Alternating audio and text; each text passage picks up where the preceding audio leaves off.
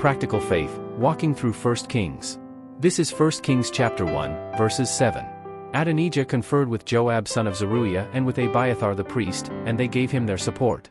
Verse 7 reveals that Joab and Abiathar were not part of Adonijah's faction from the beginning. Although Adonijah had flaunted his power with private chariots and 50 horsemen, funded by secret financial backers, none of David's key ministers, who held real political influence over the palace and the people, initially supported him. David's senior officials were merely watching Adonijah's unchecked behavior with confusion, trying to guess David's true intentions.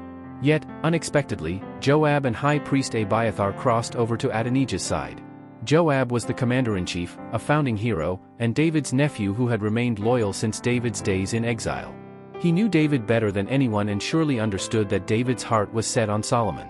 Abiathar, as the high priest, was one of the few who consulted with David regarding God's will. As will be revealed later, there is no way Abiathar was unaware of God's word to David that Solomon must be the next king. It is staggering that these two men, who knew David's heart and God's will better than anyone in Israel, ultimately chose Adonijah. This means that even though they heard and knew the heart of God, at the final moment, they chose to rely on human knowledge, wisdom, and experience instead. They understood the silent warning David issued by bringing in Abishag, a warning not to move according to humanism before God's timing. Yet, they chose Adonijah based on their own calculations.